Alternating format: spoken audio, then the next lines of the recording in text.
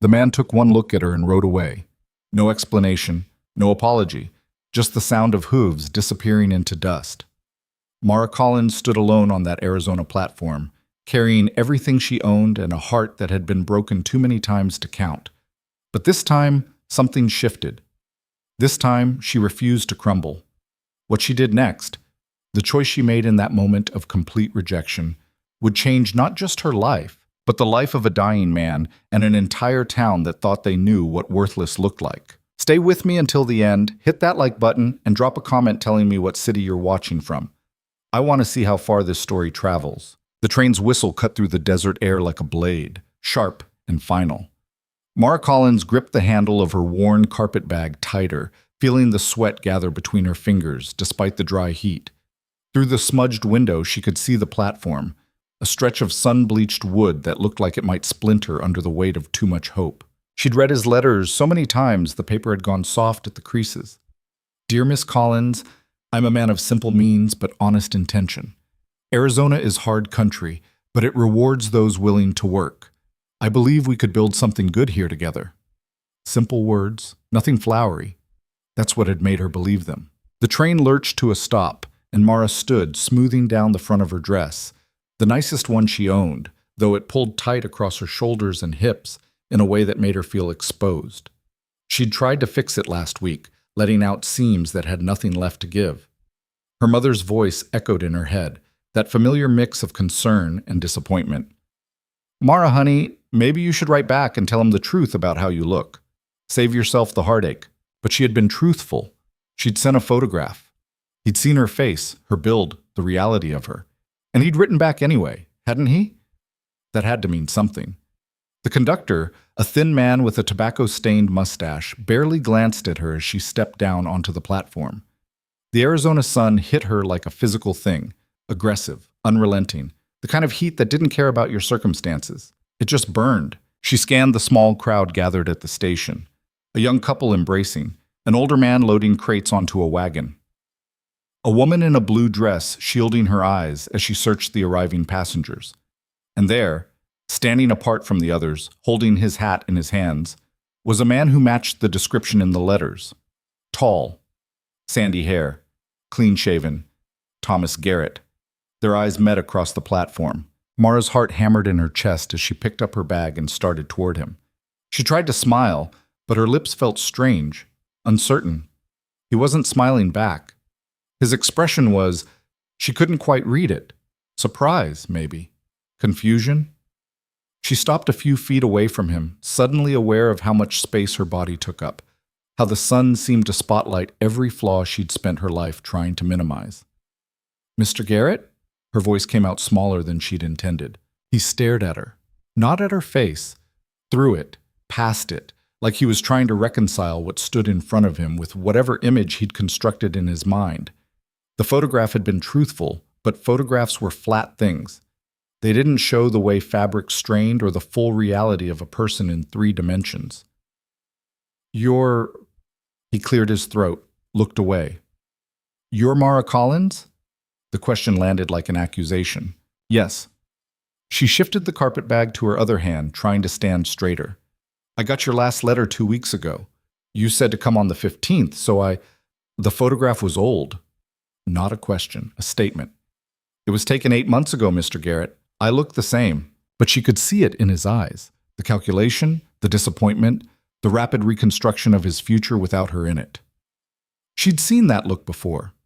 At church socials, when she'd arrive and watch young men's faces fall. At family gatherings, when distant relatives would pull her mother aside and whisper advice about realistic expectations. That look was a language she'd learned to read fluently by the time she was 15. Thomas Garrett put his hat back on his head. I think there's been a misunderstanding. What kind of misunderstanding?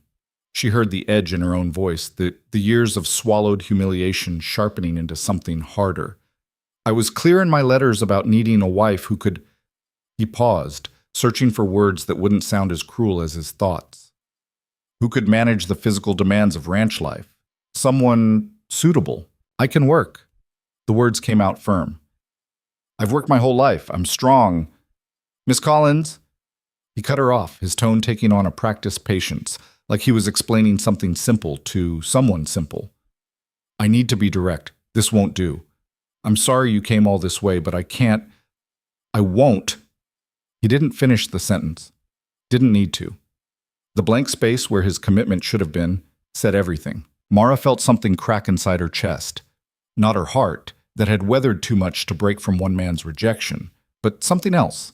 Some final, fragile belief that honesty might be enough.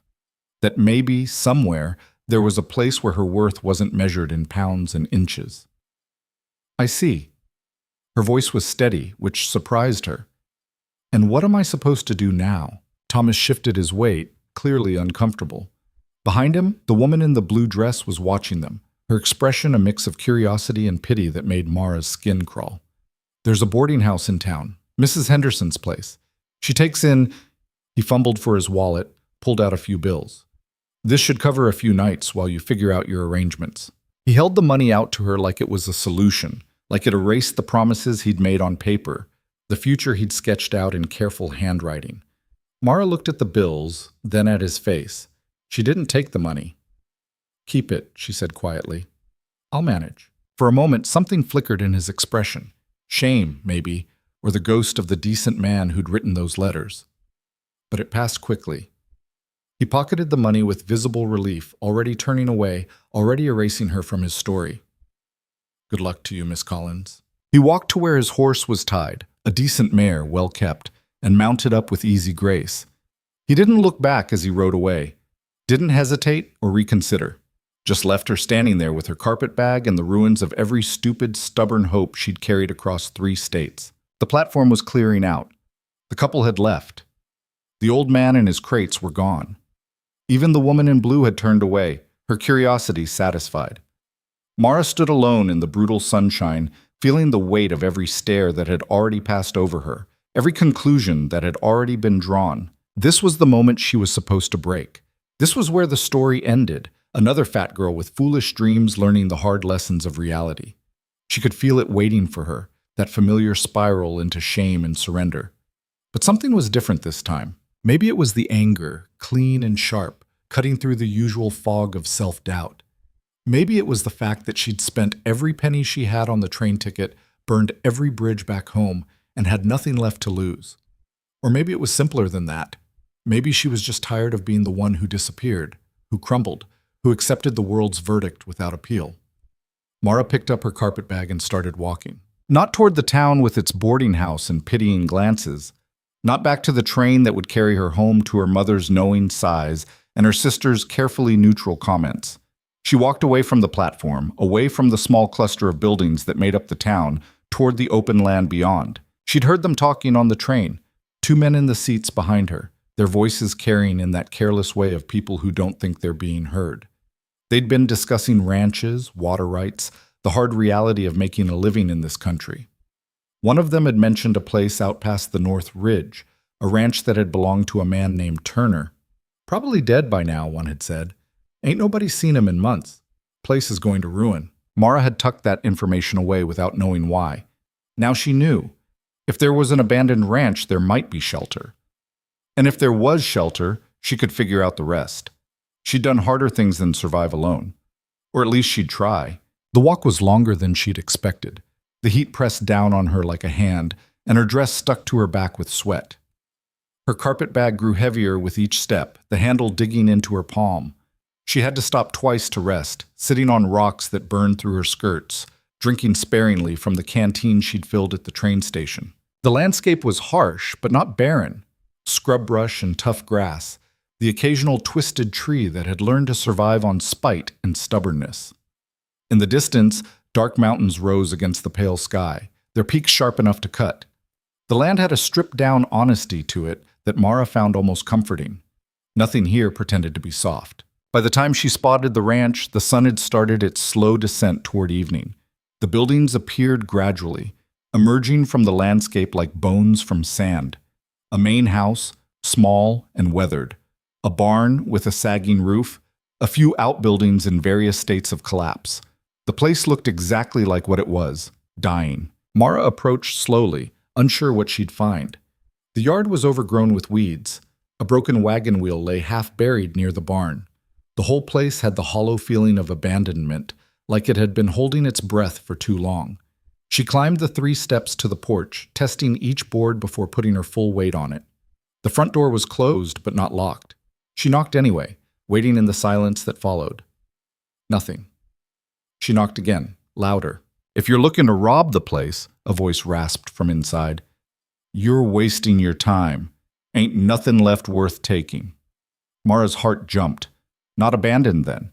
She tried the door handle, found it stuck, put her shoulder to it and pushed. The door scraped open. The smell hit her first, sour and sick, the stench of unwashed bodies and something worse underneath. Infection. She'd smelled it before when her neighbor back home had cut his hand on a rusty nail and refused to see a doctor until it was almost too late.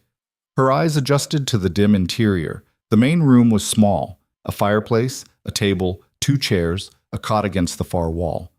And on the cot, a man. He was barely recognizable as human in the gloom. His hair was long and matted, his beard wild. A blanket covered most of his body, but his left arm lay outside it, wrapped in what might have once been bandages, but now looked like rags soaked in something dark. "I said get out!" The voice was weaker than the words, scraped raw.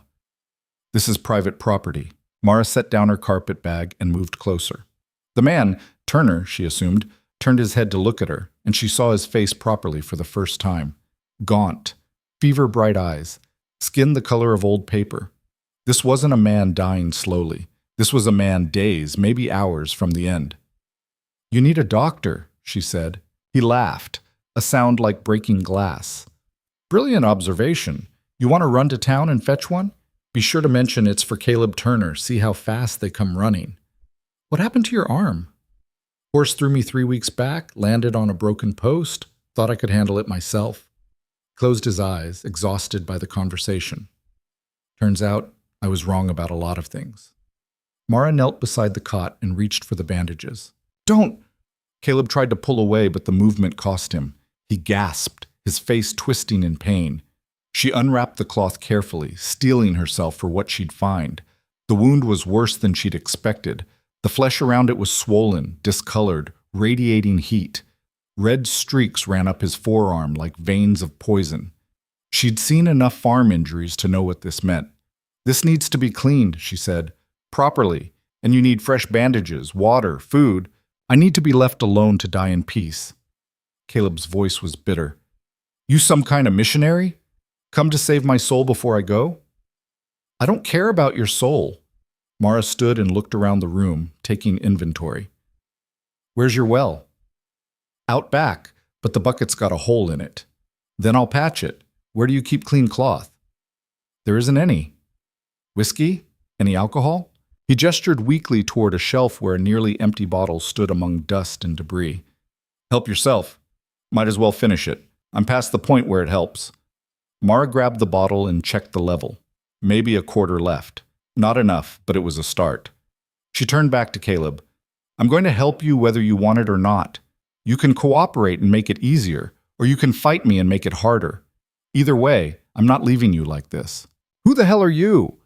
Caleb stared at her, confusion cutting through the fever haze. "Nobody," Mara said. "Just someone with nowhere else to go." She spent the next hour in a blur of activity. Found the well, discovered he was right about the bucket, tied her handkerchief over the hole as a temporary fix. Drew water anyway, spilling half of it on the way back. Found a pot, set it to boil in the fireplace that still had embers glowing. Tore strips from her second-best petticoat since there was no other clean cloth. Caleb drifted in and out of consciousness, mumbling things she couldn't quite catch. When the water was hot enough, she brought it to the cot with the whiskey and the cloth strips. "This is going to hurt," she told him. His eyes opened, focused on her with unexpected clarity. "Do it." She poured the whiskey directly over the wound. Caleb's body went rigid, his teeth clenching so hard she heard them grind. A sound escaped him, animal and raw, but he didn't pull away. She worked quickly, cleaning the wound with the hot water and boiled cloth, removing the dead tissue as gently as she could. It was worse up close. She could see the infection spreading, see how deep it went. This might not be enough. Probably wasn't enough. But it was all she had. When she finished bandaging the arm with clean strips, Caleb had passed out again. his breathing shallow but steady. Mara sat back on her heels, her own hand shaking now that it was done. The room smelled like whiskey and sickness, and the reality of what she'd just committed to was starting to settle over her like a weight. She was in a dying ranch with a dying man, no money, no prospects, and no idea what came next. But she wasn't on that platform anymore, wasn't standing in Thomas Garrett's judgment, wasn't small and dismissed and worthless. She was here, doing something that mattered, even if it was just keeping one stubborn man alive through one more night. Mara stood and surveyed the room properly for the first time. It was a disaster. Dirty dishes, scattered belongings, the accumulated debris of someone who'd stopped caring weeks ago. The fireplace was full of ash. The floor was gritty under her feet. The whole place had the neglected feel of hope running out. Well, she knew how to clean. That at least was something she could do. She found a broom in the corner, missing half its bristles, but functional enough. Started sweeping, working around Caleb's cot, pushing the worst of the dirt toward the door. The physical activity felt good, purposeful. Each stroke of the broom was a small act of defiance against the chaos. Outside, the sun was setting, painting the desert in shades of orange and red. Through the open door, Mara could see the land stretching out endlessly, indifferent to human struggle. It was beautiful in a harsh way, like everything else in this place. She worked until the light failed, then lit the oil lamp she found on the table. The flame was small but steady, pushing back the darkness. Caleb was still unconscious, his breathing rough but regular. She checked his bandages, felt his forehead, still burning with fever. She made herself some coffee from the supplies she found in the kitchen, if you could call the small cooking area a kitchen. The coffee was old and bitter, but it was warm. She sat at the table, drinking it slowly, letting the exhaustion catch up with her. Her whole body ached. Her feet were blistered from the walk. Her hands were raw from cleaning. Her dress was stained with sweat, and worse. But underneath the physical discomfort was something else. A strange, tentative feeling she almost didn't recognize. Purpose. For the first time in as long as she could remember, she had a reason to wake up tomorrow that had nothing to do with meeting someone else's expectations or trying to become acceptable enough to be chosen. She had work to do, real work, work that mattered. It wasn't much. It probably wouldn't last. Caleb might die despite her efforts. The ranch might be too far gone to save. She might wake up tomorrow and realize this was just another kind of mistake. But tonight, in this small circle of lamplight, with the sound of labored breathing reminding her that she'd made a difference in at least one person's chance of survival, Mara Collins felt something she hadn't felt in years. She felt like maybe, just maybe, she was exactly where she was supposed to be. The first night was the longest. Caleb thrashed in his sleep, muttering words Mara couldn't make out, his good arm flailing against invisible threats. Twice she had to grab him to keep him from rolling off the narrow cot. His skin burned under her hands, the fever raging through him like wildfire. She stayed close, checking his bandages every hour, wiping his face with cool water when the tremors got bad. The lamp oil ran out around midnight, leaving her in darkness broken only by the dying embers in the fireplace. She fed the fire with wood she found stacked outside, grateful that at least he'd managed that much before he'd gotten too sick to function. By dawn, she was exhausted, but Caleb was still breathing. That felt like a victory, however small. The morning light revealed just how much work waited for her. The main room alone would take days to properly clean. She tackled it methodically, starting with the dishes piled in the wash basin. The pump at the sink sputtered and coughed, but eventually produced water that ran rust-colored for a full minute before clearing. Caleb woke mid-morning, his eyes unfocused and confused. "You're still here," he said, his voice rough as gravel. "Where else would I be? Town. Train station. Anywhere but this mess." He tried to sit up, made it about 6 inches before falling back with a grunt of pain.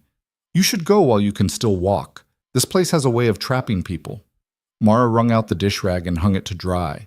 "I need to change your bandages again. The infection needs constant attention or it'll spread." "It's already spreading." Caleb's voice was flat, matter of fact. "I can feel it. Another day, maybe 2, and I'll be too far gone for bandages to matter. Then we'll make sure those 2 days count for something." She brought the supplies to his bedside and began unwrapping the arm. The wound looked marginally better. At least it wasn't actively seeping anymore, but the red streaks had darkened, reaching toward his elbow now. She cleaned it again with the hot water and the last of the whiskey, working as gently as she could while Caleb stared at the ceiling and breathed through his teeth. "Why are you doing this?" he asked when she finished wrapping fresh bandages. "I told you, I have nowhere else to go." That's not a reason to play nursemaid to a stranger, especially not one who's probably dead weight anyway. Mara sat back and looked at him directly. "You want the truth? I got off a train yesterday to marry a man who took one look at me and rode away. Left me standing there like I was something he'd ordered by mistake and wanted to return. I could have gone to the boarding house, spent what little I have on a room, while people whisper about the fat girl who came all this way for nothing. Or I could come here and be useful. So that's what I'm doing, being useful." Caleb studied her face, something shifting in his fever-bright eyes. "The man's an idiot. The man's a coward. There's a difference." "Fair enough." He closed his eyes again, but the corner of his mouth twitched. "Water?" She brought him the tin cup, helped him drink. His hands shook badly enough that most of it spilled down his chin, but he managed a few swallows. "There's food in the pantry," he said after. "Not much, but enough for a few days if you're careful. Flour, beans, some coffee. Help yourself." "I found it already, made breakfast earlier." She'd eaten standing up, too wired to sit, chewing mechanically on the hardtack and dried beef she'd found. Not good, but fuel. "When did you last eat something?" "Don't remember. 3 days? 4? He waved his good hand vaguely. "Doesn't matter. Can't keep anything down anyway." "You need to try. Your body can't fight the infection on an empty stomach." "You sound like someone's mother." "I sound like someone who's watched people die from being too stubborn to take care of themselves." Mara stood and went to the kitchen area, such as it was. "I'll make soup, something light. You'll eat it even if I have to force it down your throat." She heard him laugh, weak but genuine. "You're a hard woman, you know that?" "I'm practical. There's a difference." The soup was simple, beans and a little dried meat boiled until both were soft enough to swallow without chewing. She added salt and some wild onions she'd found growing near the well. It wasn't good, but it was hot, and it was food. Caleb managed 4 spoonfuls before pushing it away. "Enough." "That's barely anything." "It's more than I've had in a week. Give me an hour, and I'll try again." Mara didn't argue. Small victories. That's all she could expect right now. She spent the afternoon exploring the property, taking stock of what she had to work with. The barn was in worse shape than she'd thought. Half the roof had caved in, and the stalls were rotting. But there were tools scattered around, some still usable. A hammer with a loose head, a saw with a bent blade, an axe that needed sharpening. She gathered them into a pile near the house, already thinking about repairs she could make. The chicken coop was empty, the fence around it broken down. The vegetable garden had gone to weeds and seed. The well was solid, at least, stone-lined and deep, the water cold and clear when she drew it up. That was something. Water meant survival. She found herself thinking about the ranch not as it was, but as it could be. The bones were good. The land was harsh but workable. With time and effort, this place could produce something. Not wealth, but living. That seemed like enough. When she came back inside, Caleb was awake again, watching the door. "Thought you might have run off," he said. "Where would I run to?" Mara set down the tools she'd collected. "I was looking at the barn. It needs work, but it's not hopeless." "Everything here is hopeless." But his voice lacked conviction. "Self-pity doesn't suit you." She brought him more water, checked his forehead. Still hot, but maybe not quite as burning as before. Or maybe she was imagining improvement because she needed to believe it was possible. "Tell me about this place. How long have you been here?" Caleb was quiet for a long moment. 3 years. Bought it with money I saved working cattle drives. Thought I could make something of it. Build a life." "What happened?" "Life happened. Drought the first year. Lost most of my herd. Borrowed money to buy more cattle, then lost half of those to disease. Couldn't pay back what I owed. People in town started talking, said I was bad luck, bad business. Eventually they just stopped dealing with me altogether." He shifted on the cot, his jaw tight. "Then the accident with the horse. Final insult, I guess." "Is that why no one came to check on you? Because of bad blood?" "Bad blood would be generous. They'd probably celebrate if I died out here. One less failure cluttering up the landscape." Mara absorbed this, understanding more than he'd said. She knew what it was like to be written off, to have people decide your worth before you'd even opened your mouth. Different reasons, same result. Well, she said finally, you're not dead yet, and as long as you're breathing, things can change. You actually believe that? I have to believe something. She met his eyes. Otherwise, what's the point of any of this? The days began to blur together, each one measured in small tasks and smaller victories. Mara fell into a rhythm: wake before dawn, check Caleb's bandages, make whatever food she could manage from the dwindling supplies, clean something, repair something, collapse into sleep on the floor beside his cot, too exhausted to dream. Caleb's fever broke on the fourth day. Not completely, he still burned hot in the evenings, but the delirious thrashing stopped. He could hold conversations now without drifting mid-sentence, could keep down more than a few bites of food. The arm was still bad, still infected, but the red streaks had stopped advancing. The wound was fighting back.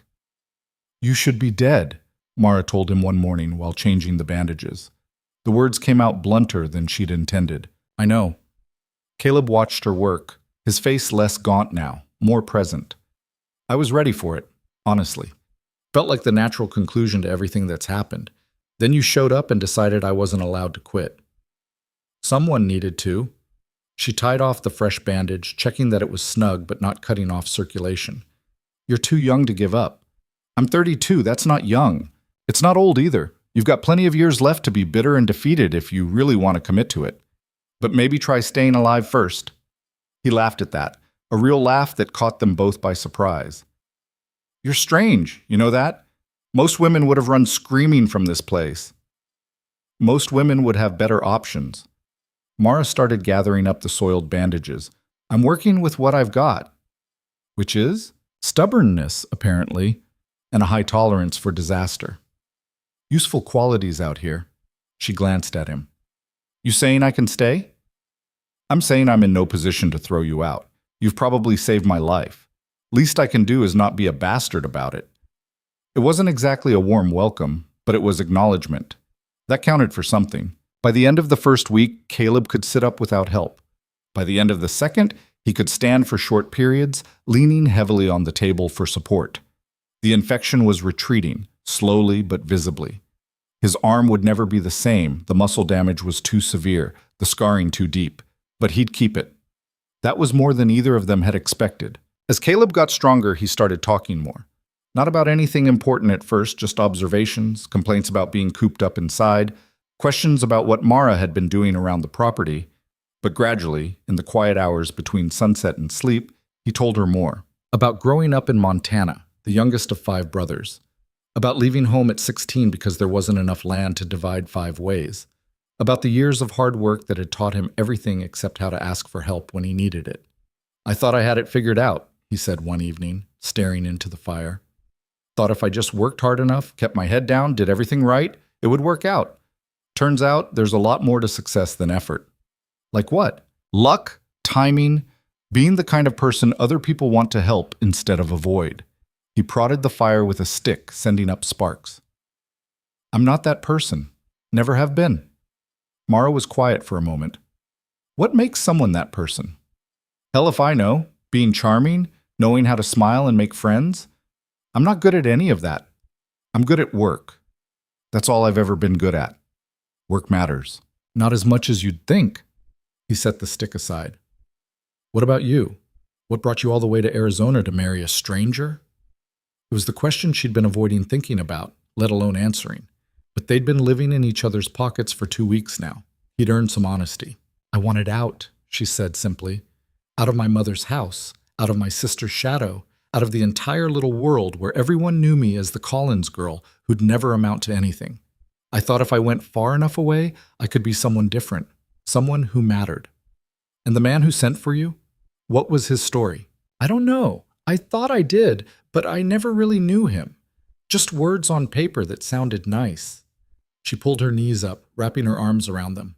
Turns out paper lies as easy as people do. He really just left you at the station? Didn't even wait to see if I had somewhere to go. Just rode off like I was a problem that would solve itself if he ignored it long enough. Caleb shook his head. You're better off without him. I know. Doesn't mean it didn't hurt. No, he agreed quietly. I suppose it wouldn't. They sat in companionable silence after that, the fire crackling between them, the night pressing close against the windows. Outside, a coyote howled somewhere in the distance, lonely and defiant. Mara had started rationing the food carefully, but by the third week, supplies were running critically low. The flour was nearly gone, the beans down to a handful, the coffee just bitter grounds. She'd been avoiding the reality of it, but there was no getting around it anymore. She needed to go into town. The prospect filled her with dread. Walking back into that place, facing the stares and whispers, maybe even seeing Thomas Garrett again, all of it made her stomach clench. But the alternative was starving, and that wasn't acceptable. "I need to make a supply run," she told Caleb one morning. He was sitting at the table now, able to stay upright for hours at a time. His color had returned, though he was still gaunt, still weak. "Do you have any credit in town? Anywhere that might extend a line until the ranch produces something?" Caleb's expression went dark. "No, I told you, they cut me off months ago. You go into any store in that town and mention my name, they'll throw you out before you finish asking." "Then what do I do? You have any money of your own?" "A few dollars, not enough for what we need." He rubbed his face with his good hand, thinking. "There's a man named Dutch Harrison who runs the general store. He's the only one who might deal straight with you, but that's only if you don't mention me. Tell him you're just passing through, need supplies to get to the next town. Pay cash, keep it simple. And when the money runs out, then we figure something else out." He looked at her steadily. "Or you leave before it comes to that. I wouldn't blame you." "I'm not leaving." The words came out harder than she'd intended. "We're past that." "Are we?" "Yes." She held his gaze. "We are." The walk to town took most of the morning. Mara wore her least-stained dress, tried to make herself presentable, but she knew how she looked. Tired, worn, like exactly what she was. A woman living rough on a failing ranch with a man she barely knew. The town would make assumptions. Let them. The main street was busier than it had been the day she'd arrived. Saturday, she realized. Market day. Wagons lined the street, people moving between shops and stalls. She kept her head up and walked directly to the general store, trying to project confidence she didn't feel. The interior was dim and crowded with merchandise. A man stood behind the counter, 50 or so, with a shrewd face and careful eyes. Dutch Harrison, presumably. "Help you?" he asked, his tone neutral. "I need supplies, flour, beans, coffee, bacon if you have it, sugar, salt, bandages, and carbolic if you stock it." He studied her for a moment. "You new around here?" "Passing through, staying out at..." She caught herself just in time. "Staying with family north of town. They needed some things. North of town." His expression didn't change, but something flickered in his eyes. He knew. Of course he knew. Small town, one stranger, everyone would know exactly where she was staying. "That'll be $4 even." It was more than fair, suspiciously fair, actually. Mara counted out the money, watching his face for signs of pity or judgment. She found neither.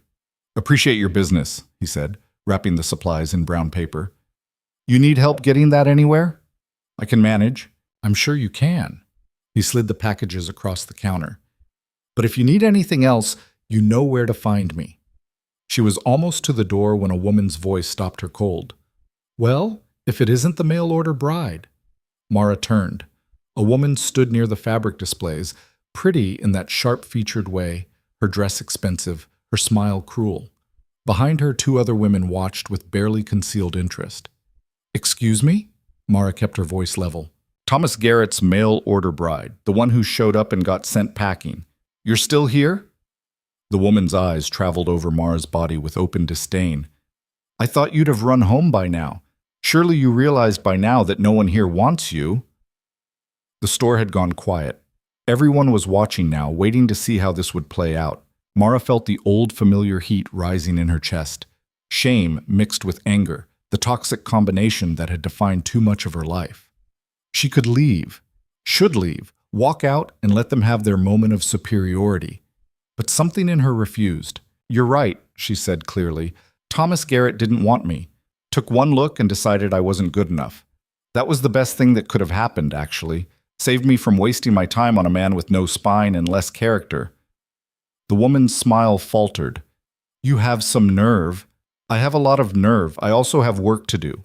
So if you're finished amusing yourself at my expense, I'll be going. She picked up her packages and walked out, her heart hammering but her steps steady. Behind her, she heard the sharp buzz of conversation starting up again, but she didn't look back. The confrontation left her shaking. She made it to the edge of town before she had to stop and sit on a rock, her packages beside her, her hands trembling. Not because of what the woman had said, she'd heard worse, but because she'd stood up, because she'd refused to be small and silent and ashamed. It felt dangerous. It felt right. When she got back to the ranch, Caleb was standing in the yard, leaning against the porch railing for support. He'd made it outside, which was progress, but he looked exhausted from the effort. "You were gone a long time," he said. "Started to worry. Had a run-in with some charming locals." She climbed the steps and set down the supplies. "They wanted to make sure I knew I wasn't welcome." "What did you say?" "That they could think whatever they wanted. I had better things to do than care."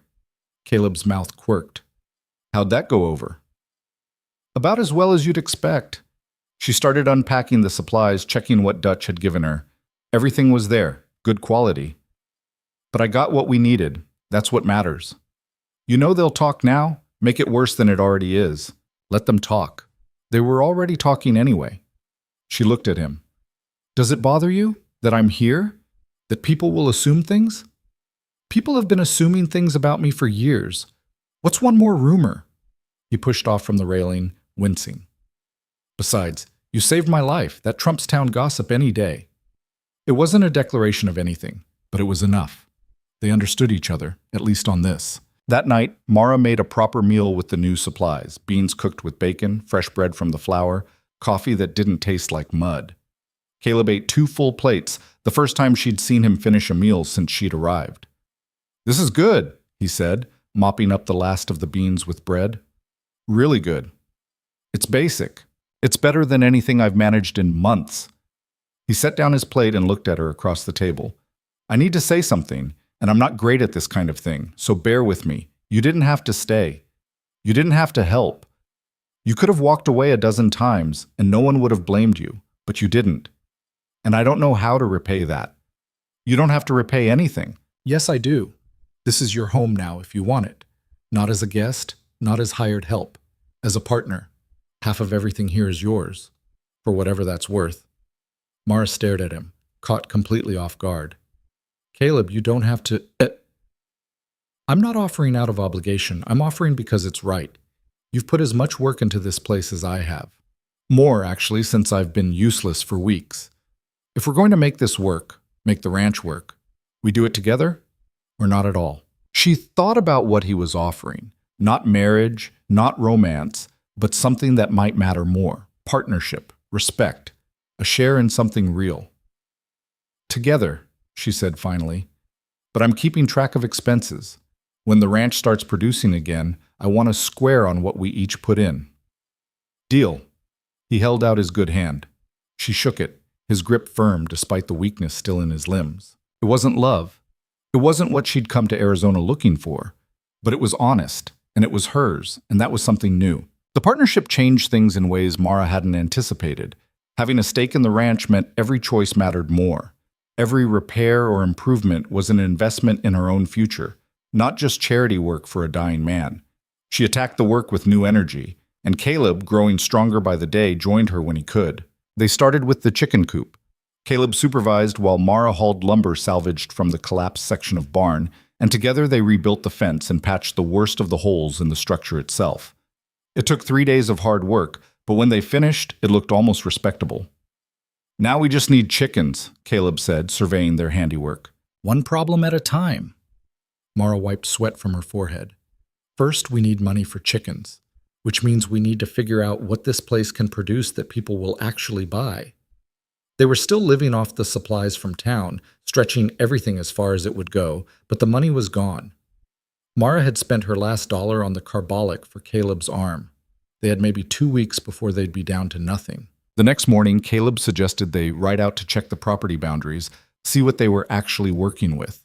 His mare had survived his neglect in better shape than he had, and there was an old gelding in the barn that was sound enough for riding, if not much else. Mara had ridden before, back home, but never regularly and never well. The gelding seemed to sense this and took advantage, testing her at every opportunity. By the time they'd covered half the property, her thighs ached and her hands were sore from gripping the reins too tight. "You're fighting him," Caleb said, watching her struggle. "Relax, let him know you're in charge without strangling him." "Easy for you to say. Your horse actually likes you. She tolerates me. There's a difference." He demonstrated, his seat easy despite the weakness still in his injured arm. "You're too tense. Breathe." Mara tried to relax, tried to find the rhythm he made look effortless. It didn't come naturally, but after another hour of riding, she started to get the feel of it. Not good, but functional. The property was bigger than she'd realized, stretching out across scrubland and rocky outcrops. There was a creek bed that was dry now, but showed signs of running water during wetter seasons. A stand of cottonwood trees marked what might have been a natural spring at one point. The land was harsh, but it had potential. "How much of this is actually yours?" Mara asked. "About 200 acres, give or take. Most of it's only good for grazing, and even then you can't run many head without stripping it bare." Caleb pulled his mare to a stop on a rise overlooking the ranch buildings. From here, you could see the whole spread, small and struggling, but theirs. "I had 30 head of cattle when I started, down to 8 now. Not enough to make a living, but enough to rebuild if we're smart about it." "Where are they?" "South pasture, probably. They're range cattle, mostly take care of themselves. We should check on them while we're out here." They found the cattle scattered across a stretch of grassland that looked only marginally more productive than the rest of the property. 8 animals, like Caleb had said, skinny, tough-looking creatures that eyed them with suspicion. "Not much to look at," Caleb admitted, "but they're survivors. That counts for something in country like this." Mara studied them, thinking. "Could we sell them? Get money to buy supplies, rebuild properly?" "We could, but then we'd have nothing to build with. These cattle are our seed stock. Sell them now, and we're starting from zero." He shifted in the saddle, his expression troubled. "We need time more than anything. Time for me to heal completely, time for the ranch to produce something, time to prove to the bank that we're worth extending credit to." "The bank won't give you credit. You said so yourself." "They won't give me credit? But they might give us credit. 2 people working together, showing actual progress, that's different from one man failing alone." "You think they'd see it that way?" "I think it's worth trying." He turned his mare back toward the ranch. "But not yet. We need to show them something first, proof that we're serious." They rode back in silence, both of them calculating, both of them aware of how thin their margins were. One bad break, one unexpected expense, and the whole fragile structure they were building would collapse. That night, Mara lay awake on her bedroll near the fireplace, staring at the ceiling. Caleb had given her his bed a week ago, insisting he could sleep on the cot now that he was stronger, but she'd refused. The bed was his. She was fine on the floor. They'd argued about it for 10 minutes before settling on both of them being stubborn, him on the cot, her on the floor. She could hear him breathing across the room, steady and deep. He slept better now, without the fever dreams and thrashing. That was good. They both needed rest for what was coming. The problem gnawed at her. They needed money, but they had nothing to sell except cattle they couldn't afford to part with. They needed credit, but no one would extend it. They needed time, but time meant depleting resources they didn't have. She must have eventually slept, because she woke to Caleb shaking her shoulder, his face tight with worry. "Someone's coming," he said quietly. 2 riders, maybe 3, from town. Mara scrambled up, her heart hammering. Visitors were never good news. She moved to the window and peered out. 3 men on horseback, approaching at an easy pace. Not rushing, not threatening, but deliberate. The lead rider was familiar. She'd seen him in town, though she didn't know his name. "You recognize them?" she asked. "The one in front is Robert Lansing, runs the bank.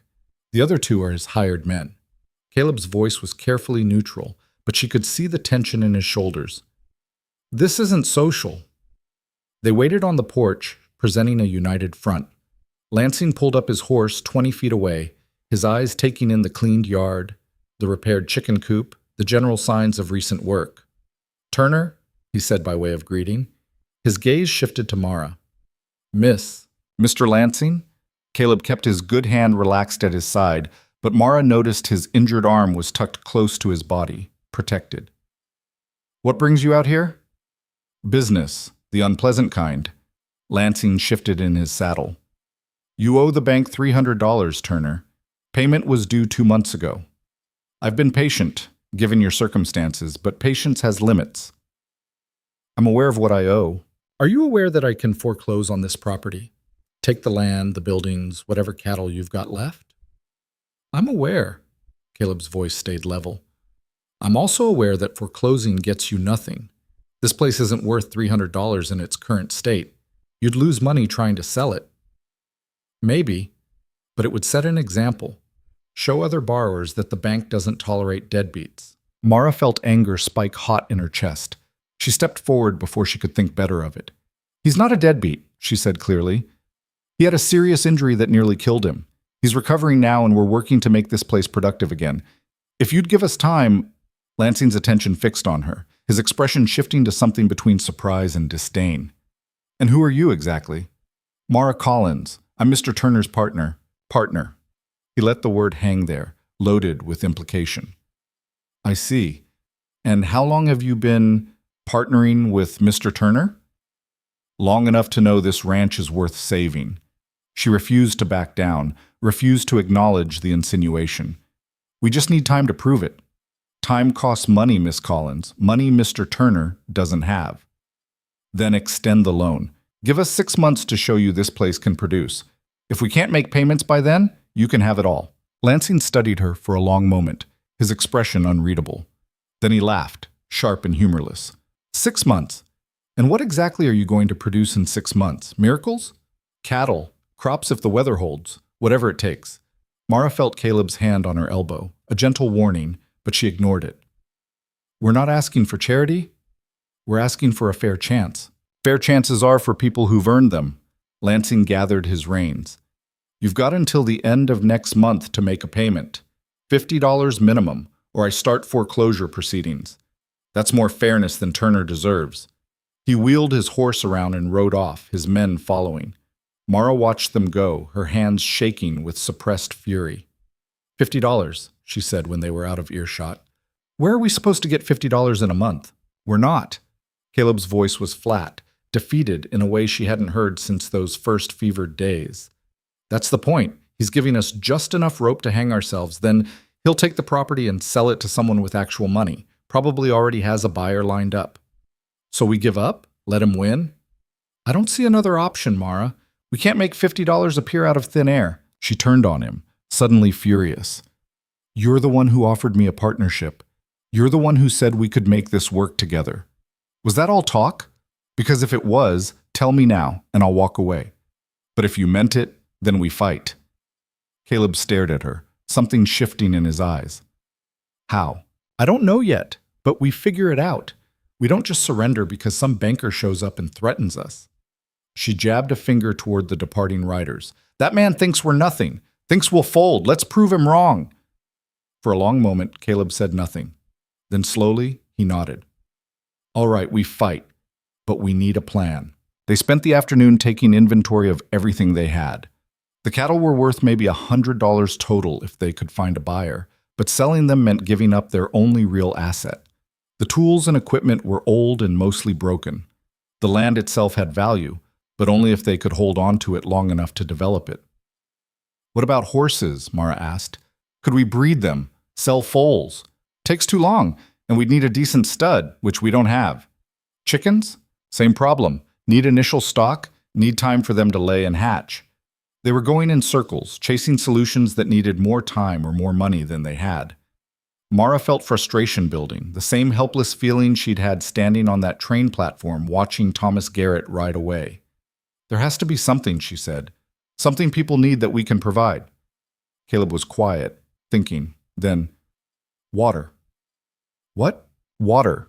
The spring on the north property line. It's reliable even in dry years. Ranchers drive cattle through here sometimes, looking for water. We could charge for access. Would people pay? If they're desperate enough. And in summer, with the creek beds dry, they get desperate. He warmed to the idea, his voice gaining energy. It's not much, but it's something. A few dollars here and there could add up. It wasn't enough, Mara knew.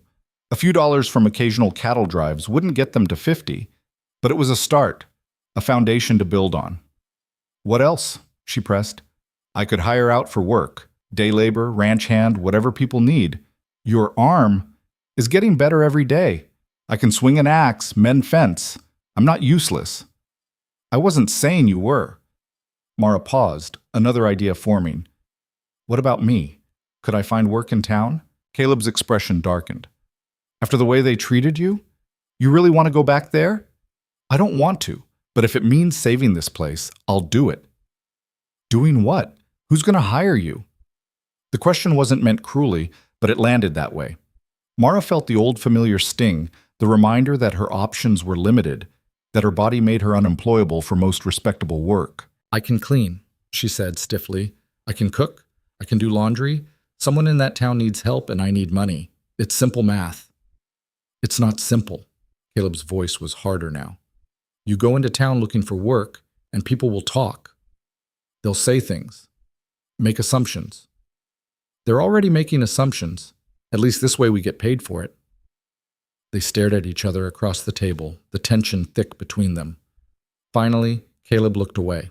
You're right, he said quietly. Do what you need to do. We both will. The next morning, Mara rode into town alone. The gelding behaved better this time, perhaps sensing her grim determination. She tied him outside the general store and went in, finding Dutch Harrison restocking shelves. Miss Collins, he said, his tone neutral. What can I do for you? I'm looking for work. Cleaning, cooking, laundry, anything you might know of. Dutch set down the canned goods he'd been organizing and looked at her directly. You're serious? Completely. He was quiet for a moment, considering. Mrs. Patterson might need help. She runs the boarding house and her regular girl just left to get married. Can't promise she'll hire you, but she might listen. Where's the boarding house? 2 blocks east, blue building with white trim. Can't miss it. Mara thanked him and left, following his directions. The boarding house was easy to spot, well-maintained, respectable, exactly the kind of place that probably wouldn't want someone like her working there. She almost turned around, but thought of Lansing's ultimatum and forced herself up the steps. Mrs. Patterson answered the door herself, a woman in her 50s with gray hair pulled into a tight bun and eyes that missed nothing. Help you? She asked, her tone clipped. I'm looking for work. Dutch Harrison said you might need help. Did he now? Mrs. Patterson looked Mara up and down, her assessment frank and thorough. You have experience? Yes, ma'am. Cleaning, cooking, managing a household. References? Mara hesitated. She had no references. No proof of anything except her word. No, ma'am, but I'm a hard worker, and I'll do whatever needs doing. Where are you staying? Here it came, the moment where everything would fall apart. Out at the Turner Ranch, Mrs. Patterson's expression didn't change, but something flickered in her eyes. I see. And Mr. Turner knows you're here looking for work? Yes, ma'am. We're partners. The ranch needs money, so I'm trying to help earn it. Partners. The word carried weight, judgment. That what they're calling it these days? Mara felt heat rise in her face, but she kept her voice steady. That's what we are. Nothing more. Nothing less. But if you've already made up your mind about me, I won't waste any more of your time. She turned to leave, but Mrs. Patterson's voice stopped her. I didn't say I'd made up my mind. I said I wanted to know the situation. The older woman crossed her arms. Truth is, I do need help. My regular girl left without notice, and I've got 6 boarders who expect clean rooms and hot meals. You can work. You can keep your mouth shut about what you see and hear in this house. I'll pay you $2 a week. 7 days, 6 hours a day. That acceptable? $2 a week. It wasn't much, but over a month it would be $8. Combined with whatever Caleb could earn, it might be enough. Or at least close enough to try. Yes, ma'am? When do I start? Tomorrow morning, 6 o'clock sharp. Don't be late. Mara rode back to the ranch feeling something almost like hope. It wasn't the solution to everything, but it was progress. Real, tangible progress. Caleb was working on the barn roof when she got back, moving carefully but competently despite his weakened arm. He climbed down when he saw her approach. How'd it go? I got a job. Boarding house, $2 a week. His face went through several expressions. Surprise, relief, then something darker. Mrs. Patterson hired you, knowing you're staying here. She knows. She doesn't care, or at least she's willing to look past it for help she needs. Or she's willing to let you work for her while she judges you every minute of every day. Caleb pulled off his work gloves. That woman's got a tongue sharp enough to cut glass. You sure you want to deal with that? I'm sure I want $50 by the end of next month. If that means dealing with Mrs. Patterson's opinion, so be it. He studied her face, then nodded slowly. All right, I'll see about finding work too. Maybe some of the ranches further out will hire me on. They might not know my reputation yet. The next 4 weeks blurred into exhaustion. Mara worked at the boarding house 6 hours every day, scrubbing floors and washing sheets and cooking meals for boarders who either ignored her completely or watched her with undisguised curiosity. Mrs. Patterson was as sharp-tongued as Caleb had warned, criticizing everything from how Mara folded linens to how she seasoned the stew, but she paid on time and didn't pry into her personal life beyond that first conversation. The real poison came from the boarders themselves and the people she encountered in town. The whispers followed her everywhere. She'd catch fragments of conversations that cut off when she approached, see knowing looks exchanged behind her back. The story had evolved in the town's collective imagination. She wasn't just staying at Turner's ranch. She was living with him, sleeping with him, carrying on in a way that confirmed every low expectation anyone had ever had about people like them. One afternoon, she overheard 2 women talking outside the general store while she was picking up supplies for Mrs. Patterson.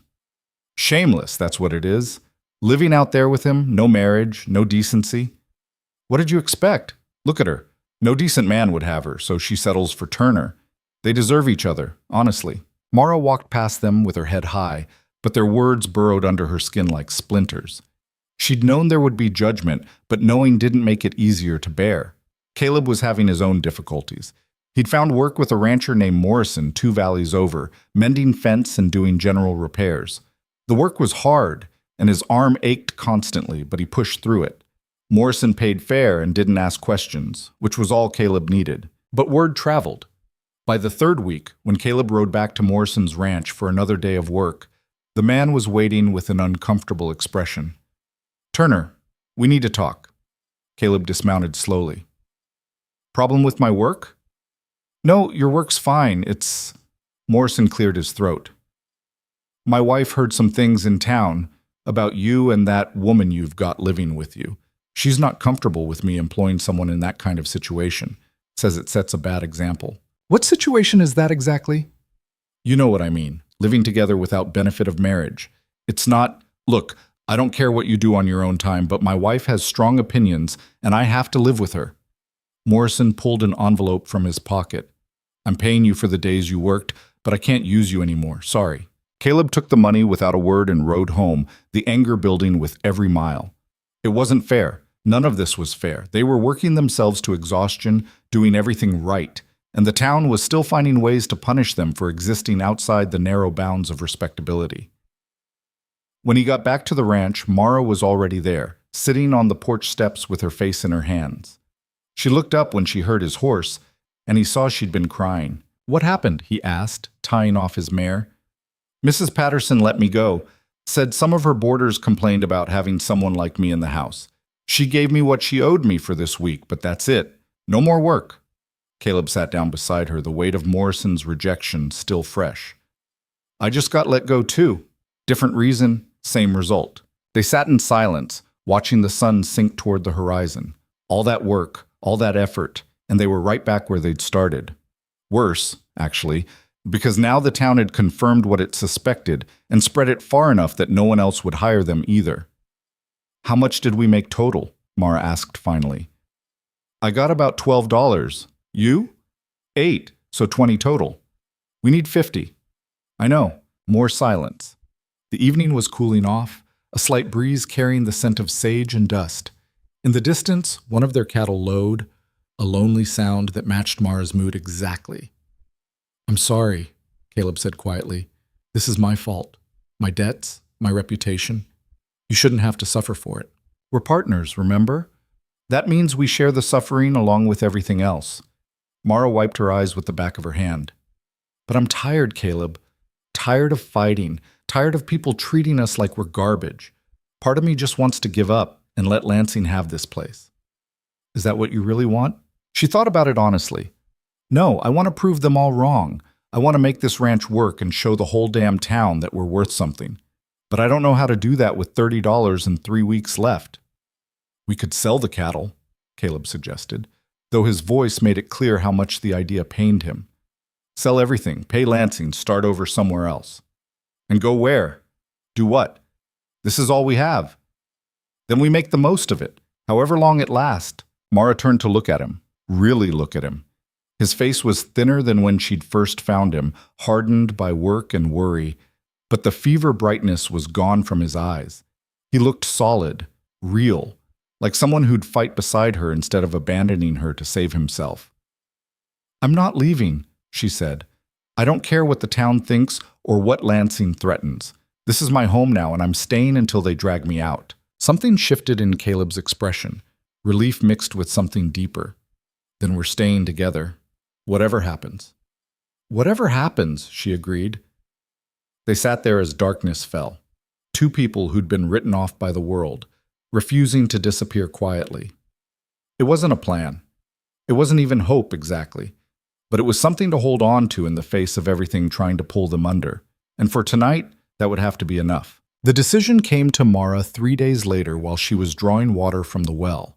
It arrived fully formed, like something that had been waiting beneath the surface all along, just needing the right moment to break through. She couldn't stay. The thought made her chest tight, made her hand shake on the rope, but she couldn't deny its logic. Every day she remained at the ranch, she made things worse for Caleb. The town's judgment wasn't going to fade, it would only calcify, harden into something permanent. As long as she was here, no one would hire him, no one would extend credit, no one would give them the chance they needed. But if she left, if she disappeared, the narrative would shift. Caleb could tell people she'd moved on, gone back east, whatever story worked.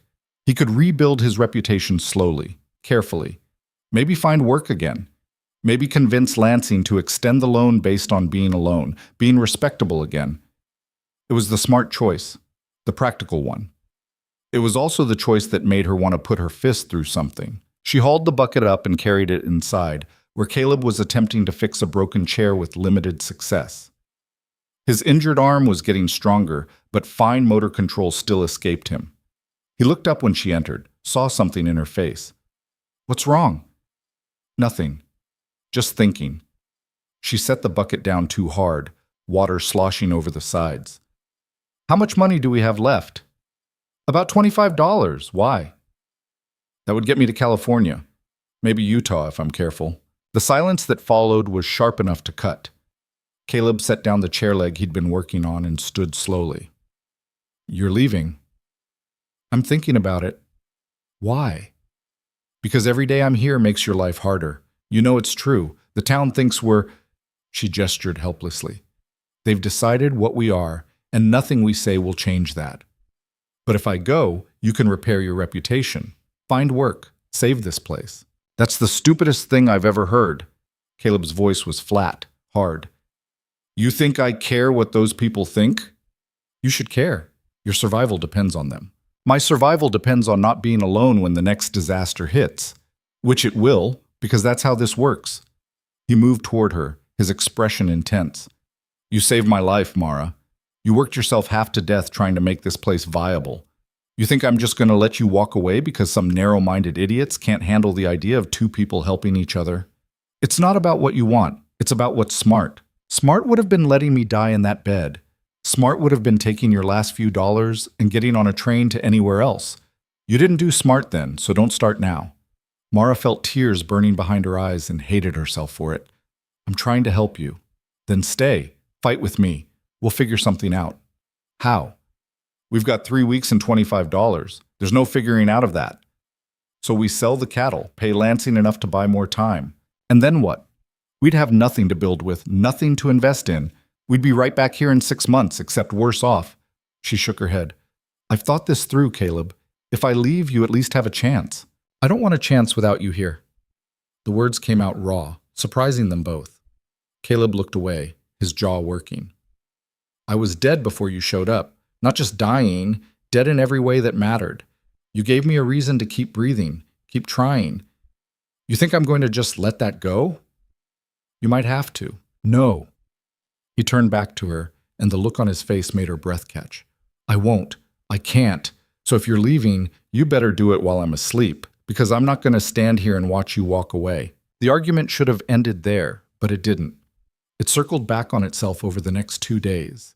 The same points made and remade, neither of them willing to budge. Caleb insisted she stay. Mara insisted leaving was the only logical choice. They worked in tense silence, ate meals without speaking, went to bed angry, and woke up angrier. On the third day, Mara started packing. She didn't have much. The clothes she'd arrived in, a few items she'd acquired since, her mother's old Bible that she kept more for sentiment than faith. It all fit in her carpet bag with room to spare. She did it quietly, while Caleb was outside checking on the cattle, and when she finished, she sat on the floor and tried to figure out how she was going to actually leave. Just walk away. That's all it took.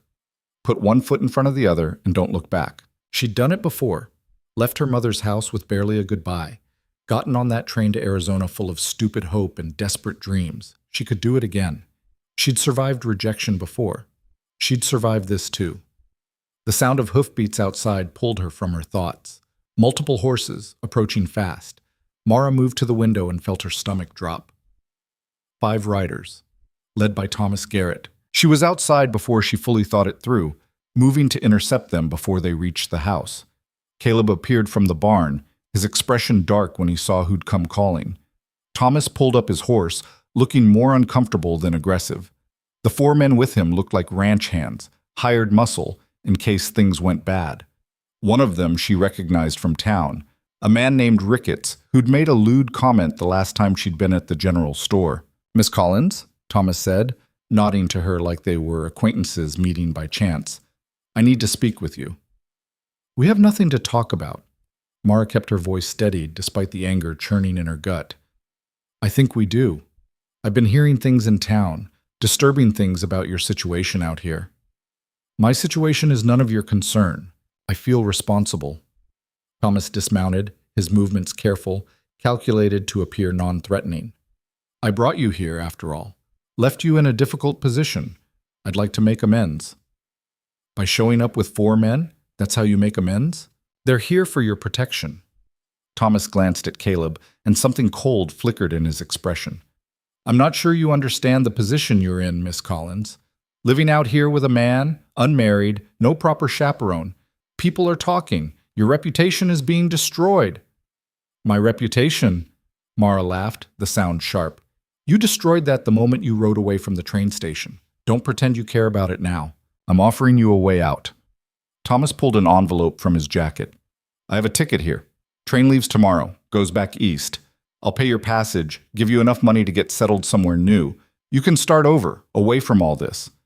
Caleb moved to stand beside Mara, his presence solid and steady. "She's not going anywhere." "I wasn't talking to you, Turner." Thomas's voice hardened. "Everyone knows your situation. You're weeks from losing this place. You've got nothing to offer her except poverty and scandal. I'm giving her a chance to escape before it all comes down." "How generous!"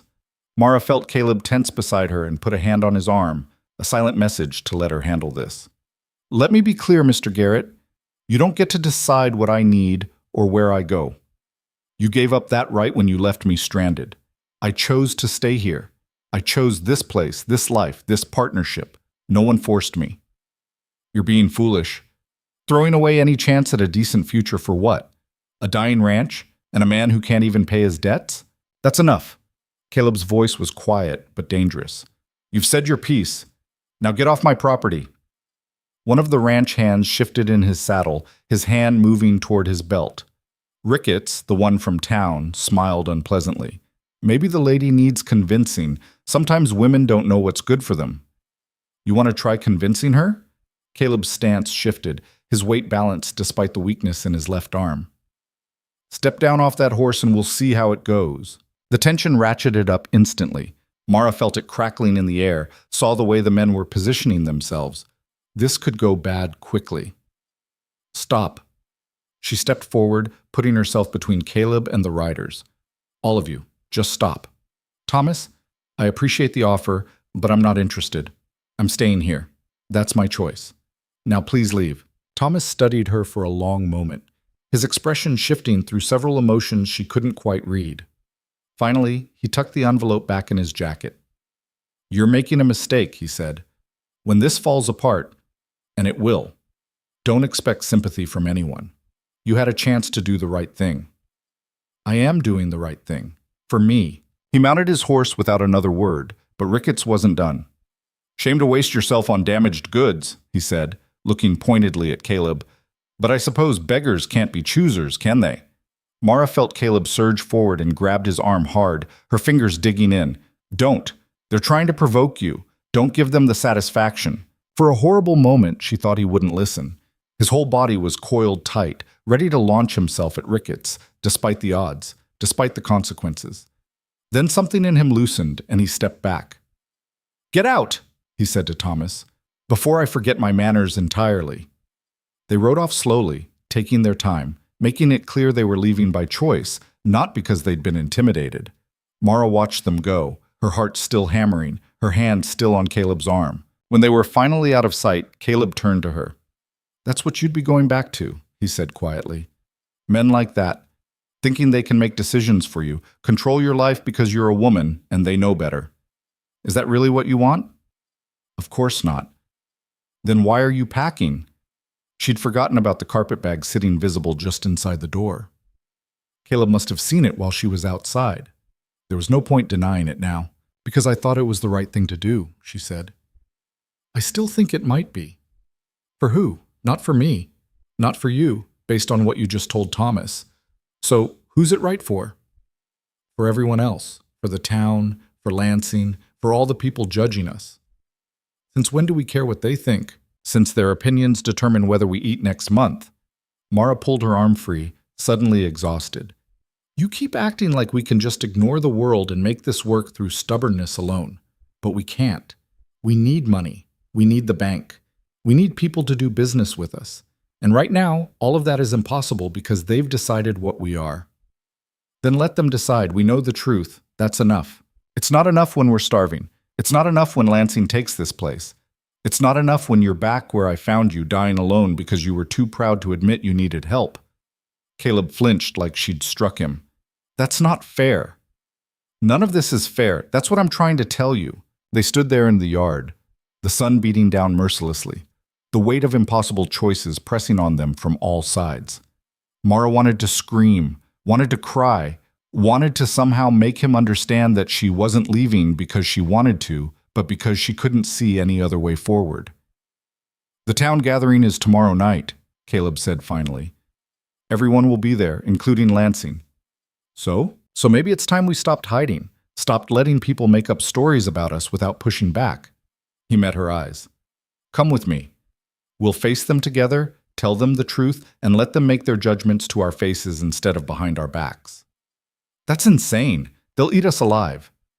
Probably, but at least we'll go down fighting instead of running away. Mara wanted to argue, wanted to point out all the ways this could backfire, but something in his words caught her. Going down fighting. That's what she'd done when she'd confronted Thomas just now. That's what she'd been doing since she stepped off that train and refused to crumble under the weight of rejection. Maybe running wasn't who she was anymore. All right, she heard herself say. We'll go. We'll tell them the truth. And when it doesn't change anything, when they still treat us like dirt, at least we'll know we tried. The town gathering was held monthly in the church social hall, a large space that served double duty for community meetings and celebrations. By the time Mara and Caleb arrived, the room was already packed. Families filled the benches, men clustered near the refreshment table, women arranged chairs in tight circles. The noise was overwhelming, conversations layering over each other, laughter, the clink of glasses and plates. It died the moment they walked in. Every head turned. Every conversation stopped. The silence was so complete Mara could hear her own heartbeat thundering in her ears. She'd worn her best dress, the one she'd been married in back when that was still the plan. Caleb had shaved, put on his only good shirt. They'd tried to look respectable, presentable. But looking at the faces staring back at them, Mara knew it didn't matter. They could have arrived in formal wear and it wouldn't have changed the judgment already written in every expression. Mrs. Patterson was there, sitting with a group of women who immediately leaned together and started whispering. Dutch Harrison stood near the back, his face carefully neutral. Thomas Garrett was across the room with a young woman Mara didn't recognize. Pretty, delicate, everything Mara wasn't. He looked away when he saw her looking. And there, near the front, was Robert Lansing, talking with several other well-dressed men who were probably the town's other major business owners and landholders. Caleb's hand found hers and squeezed once. A reminder. They were in this together. They made their way to a pair of empty chairs near the side wall, the crowd partying around them like they carried disease. Mara sat down feeling like every eye in the room was cataloging her every flaw, every imperfection, every reason she didn't belong. The meeting started with announcements, repairs needed on the school, plans for a new well, discussion of water rights disputes. Mara barely heard any of it. She was too focused on waiting, on preparing herself for whatever was coming. When the formal business concluded, the moderator, a man named Stevens who owned the livery, opened the floor to general concerns. Several people spoke about minor issues. Then Lansing stood. "I'd like to address a matter that affects the moral character of our community," he began, his voice carrying easily. "We have among us individuals who are living in a manner that sets a poor example, particularly for our young people." He didn't look at them. Didn't have to. Everyone knew who he meant. Now, I'm not one to judge how people conduct their private lives, but when that conduct becomes public, when it affects the community's standing, we have a responsibility to address it. Lansing's tone was reasonable, measured, which somehow made it worse. "Mr. Turner owes my bank a considerable sum. He's made no effort to repay it, and rather than facing his obligations honestly, he's taken up with a woman of questionable character, living openly in sin." "That's a lie." Caleb was on his feet before Mara could stop him. "We're not living in sin. We're partners, working together to save a ranch that's worth saving." Partners. Lansing's smile was thin. "Is that what you're calling it? Because the rest of us have a different word for it." "Then the rest of you are wrong." Caleb's voice was hard. "Mara Collins saved my life when I was dying. She's worked harder than anyone in this room to make something out of nothing. She deserves respect, not this garbage." "She deserves honest work and an honest life," Lansing countered. "Not whatever arrangement you two have concocted out there. If you had any honor, Turner, you'd either marry her properly or send her away before you ruin her completely." The word ruin hit Mara like a physical blow, as if she was something that could be damaged, spoiled, made worthless by association. The same old story, dressed up in concern for morality. She stood, her legs shaking but her voice steady. "I don't need Mr. Turner to marry me," she said clearly. "I don't need him to send me away. I don't need any of you to approve of my choices or understand my life. I came here to build something, and that's what I'm doing. If that offends your sensibilities, that's your problem, not mine." "Watch your tone, girl." This from one of the other men near Lansing, a rancher named Coleman. "You're in no position to be making demands or speeches." "I'm not making demands. I'm stating facts." Mara looked around the room, meeting eyes that wanted to look away. "I know what you think of me. I've heard the whispers, seen the judgment, but here's what you don't know. When Caleb Turner was dying from an infected wound, when he'd been abandoned by this town, I was the one who kept him alive. I cleaned his wound, fed him, got him strong enough to work again.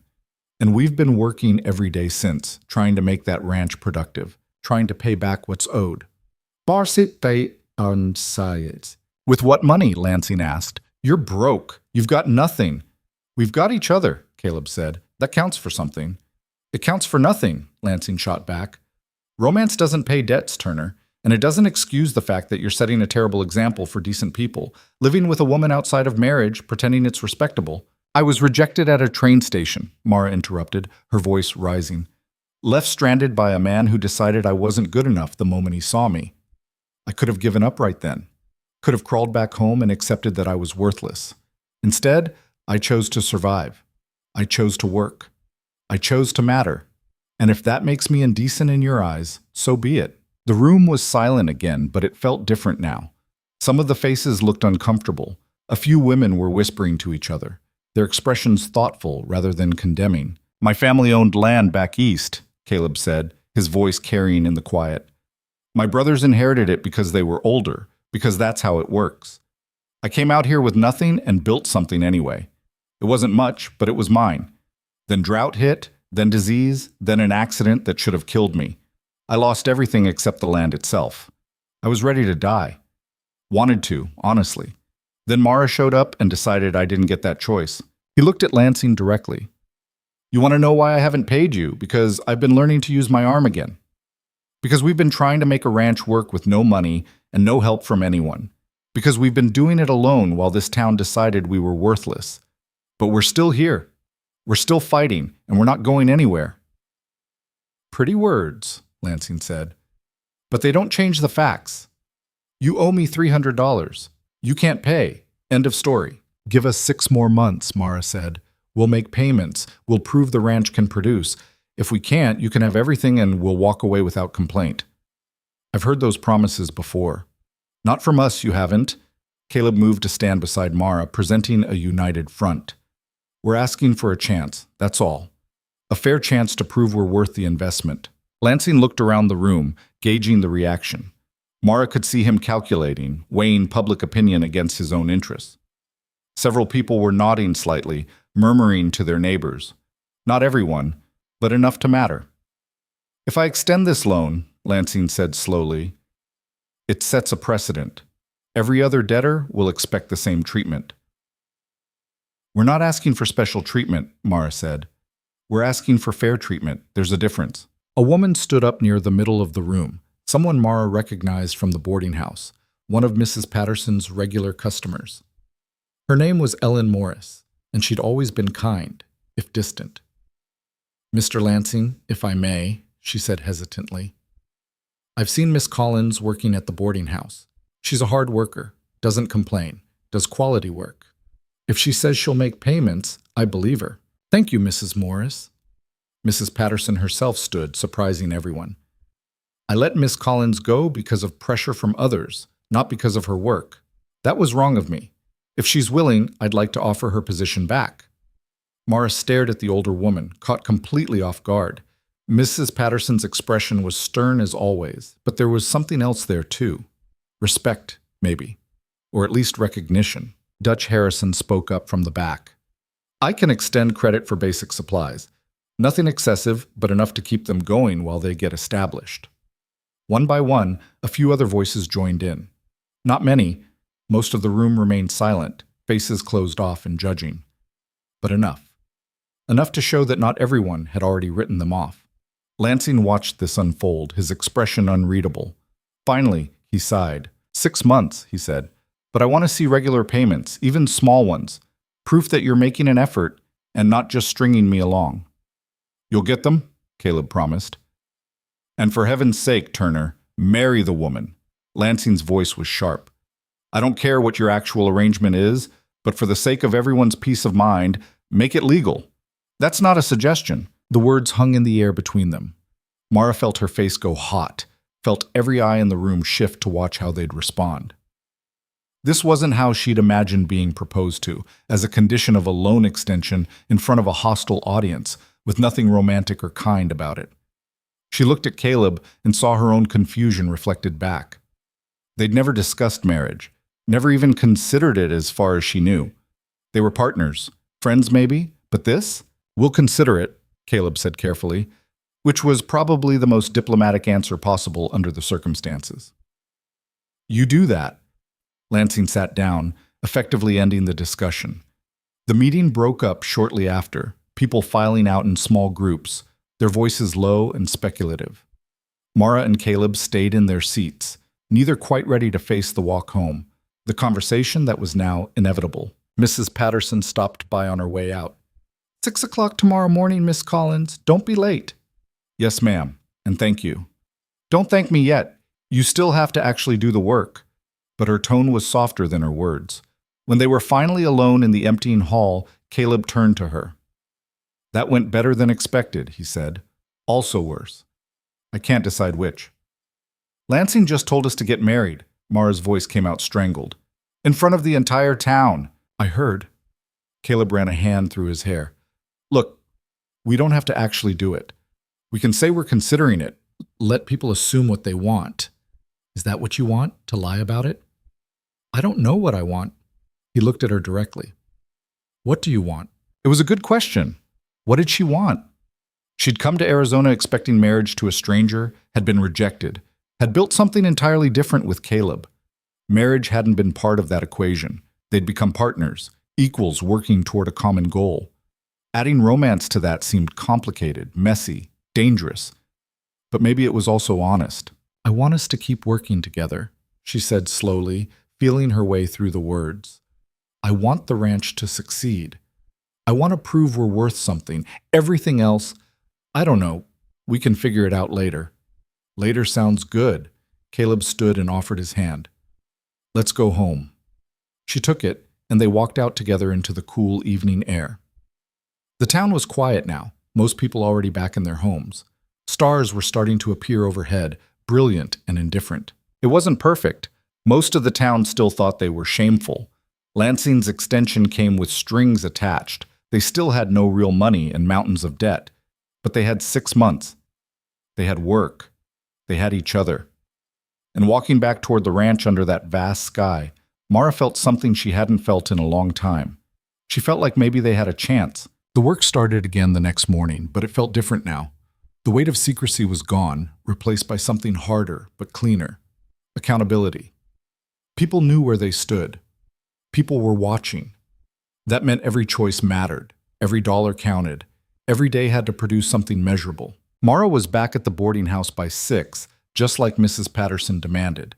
The older woman didn't acknowledge their conversation from the town meeting, just handed Mara a list of tasks and walked away. But the work was there, and the pay would come.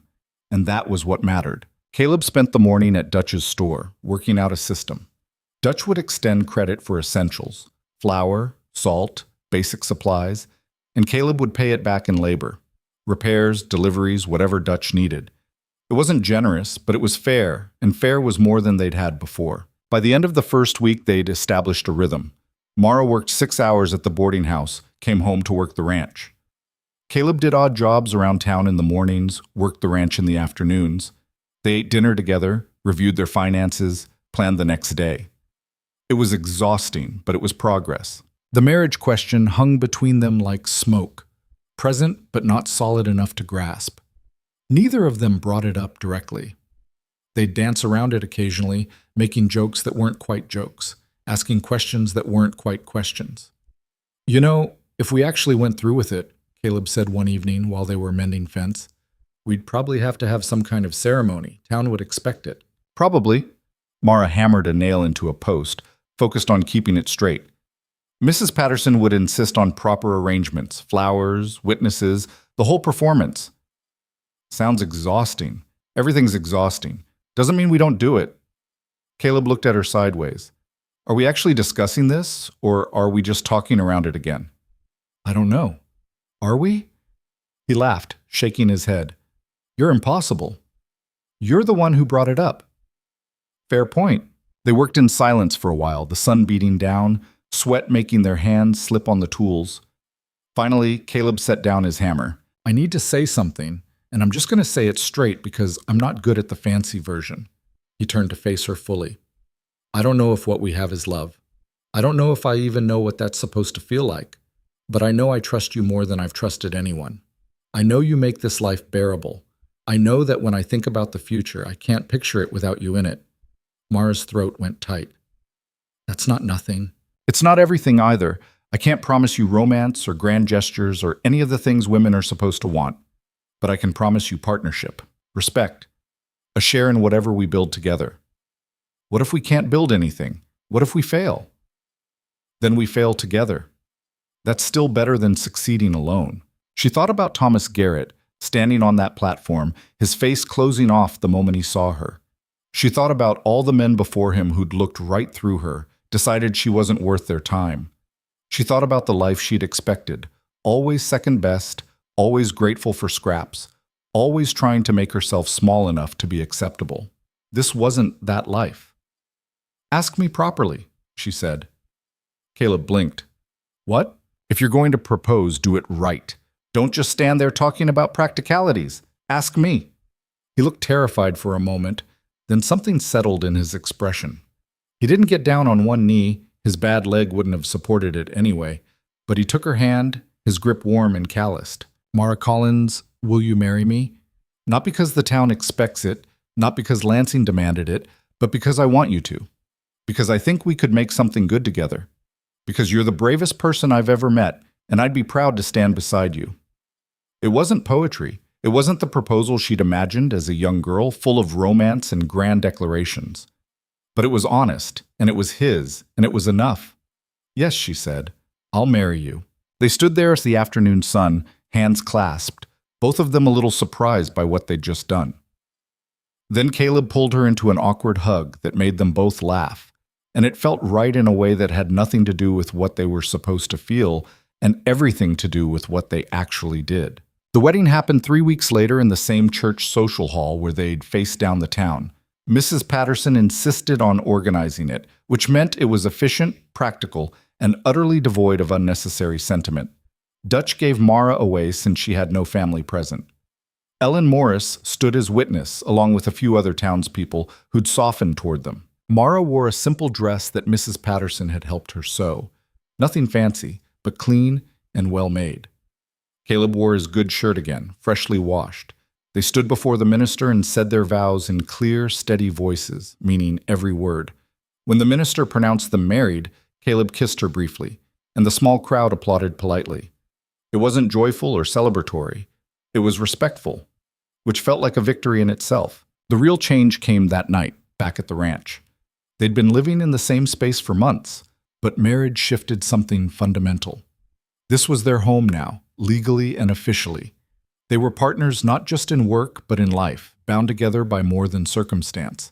They sat on the porch as the sun set, drinking the bottle of wine Dutch had given them as a wedding gift. "How do you feel?" Caleb asked. "Married." Mara took a sip, letting the wine warm her throat. "Strange.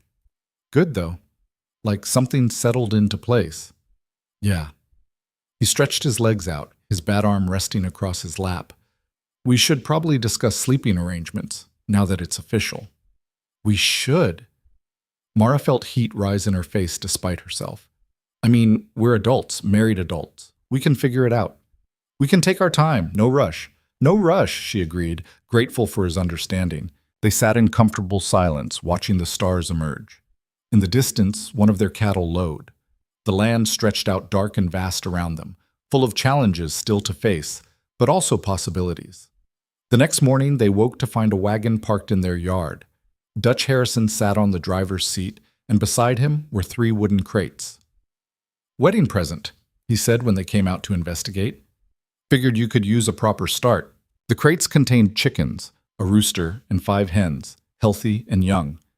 Mara felt tears sting her eyes. "Dutch, we can't afford—" "Didn't ask you to afford anything. I said it's a gift." He climbed down from the wagon. "Besides, I'm investing in my own interests. You folks get on your feet, you'll be buying supplies from me regular. Good business to help you succeed." "Thank you," Caleb said, his voice rough with emotion. "This means more than you know. Just don't let them die. I'd hate to waste good chickens on bad management." But Dutch was smiling as he said it. They spent the rest of the morning settling the chickens into their newly repaired coop. By afternoon, one of the hens had already laid an egg, and Mara held it in her palm like it was made of gold. "Fresh eggs," she said wonderingly. "We can eat them, sell the extras. This could actually work." "It will work." Caleb put his arm around her shoulders. "We'll make it work." The months that followed were hard, but they were productive hard, not desperate hard. The chickens laid regularly, giving them eggs to eat and sell. Mara's wages from the boarding house came in steady. Caleb picked up more work around town as people saw he was reliable, that his word meant something. They made small payments to Lansing every month, never as much as he probably wanted, but enough to show they were serious. The ranch began to transform. Small repairs accumulated into real improvements. They fixed the barn roof, rebuilt the porch, cleared and planted a vegetable garden. The cattle stayed healthy through the winter. In spring, 2 of the cows gave birth, bringing their herd to 10 head. It wasn't wealth, but it was growth. The town's attitude shifted gradually, almost imperceptibly. People still whispered, still judged, but there was less venom in it now. Some folks even started nodding to them on the street, acknowledging their existence if not quite accepting them. Mrs. Patterson remained strict and demanding, but she also started inviting Mara to sit and have tea on slow afternoons, talking about town gossip and practical matters like equals. Thomas Garrett got married that spring to the delicate young woman Mara had seen him with at the town meeting. She heard about it secondhand and felt nothing except mild curiosity about how he was doing. That part of her life felt distant now, like something that had happened to someone else. One afternoon in late summer, Mara was working in the garden when she heard horses approaching. She straightened, wiping dirt from her hands, and saw Robert Lansing riding up alone. Her first instinct was worry. Had they missed a payment? Made a mistake in their accounting? But Lansing's expression wasn't hostile, just businesslike. "Mrs. Turner," he said, tipping his hat. "Your husband around?" "He's in the barn. I can get him." "No need. I can talk to you just as well." He dismounted, pulling a leather folder from his saddlebag. "I've been reviewing your account. You've made every payment on time for 6 months now. Small payments, but consistent. We're doing our best." "I can see that. The ranch looks better than it has in years." He opened the folder, showing her a series of numbers she'd have to examine closely to fully understand. "I'm prepared to restructure your debt. Lower interest rate, longer repayment period, make it more manageable long term." Mara stared at him. "Why would you do that?" "Because it's good business. You're proving you can manage the property, make it productive. That makes you a better risk than you were 6 months ago." He closed the folder. "Also, my wife has been pestering me about it. Apparently you've impressed several of the town ladies with your work ethic. They think I'm being too hard on you." "Are you?" Lansing smiled slightly. "Probably. But business is business. The new terms stand if you want them." Caleb came out of the barn then, saw Lansing, and his expression immediately went cautious. "Problem?" "No problem," Mara said quickly. "Mr. Lansing is offering to restructure our loan. Better terms." She watched understanding dawn on Caleb's face, followed by something she'd rarely seen from him, hope mixed with disbelief. "What's the catch?" he asked. "No catch. Just business." Lansing handed him the folder. "Look it over. Let me know by the end of the week. If you agree to the terms, we'll draw up new papers." After he left, Mara and Caleb sat at the kitchen table and went through the numbers carefully. The new terms were significantly better. Lower monthly payments, more time to pay off the principal. It was still a lot of money, still years of work ahead, but it was manageable. Actually, genuinely manageable. "We might actually pull this off," Caleb said, sounding stunned. "We might actually keep this place." "We will keep this place." Mara took his hand across the table. "We've already proven we can. Now we just have to keep doing it." That night they celebrated by cooking a real meal. Chicken from their own coop, vegetables from their own garden, bread baked from flour they'd earned honestly. It wasn't fancy, but it tasted better than anything Mara could remember eating. The flavor of success, of security, of something built with their own hands. They ate on the porch, watching the sunset paint the sky in shades of orange and purple. The land stretched out before them, harsh and beautiful, still full of challenges but also full of promise. Their land now, in a way it hadn't been before, not just legally, but earned. "I've been thinking," Caleb said, setting down his plate, "about what comes next. We can't just survive forever. We need to actually thrive." "What did you have in mind?" "Expanding the herd, not huge, but steady growth. Maybe get a few more chickens, start selling eggs more regularly in town. Fix up the old bunkhouse, hire seasonal help when we can afford it." He turned to her. "Build something real. Something lasting. Something to pass on," Mara added softly. He looked at her sharply. "You thinking about children?" "Maybe. Eventually. Are you?" "I don't know. Never really pictured myself as a father." He paused, considering. "But I never pictured myself as a husband either, and that's working out better than I expected." Mara laughed. "High praise." "I'm serious. You've changed everything, Mara. Made me believe things could actually get better instead of just worse. That's not nothing. You did the same for me." She leaned against his shoulder. "I came here expecting to be chosen by someone. Thought that's what I needed.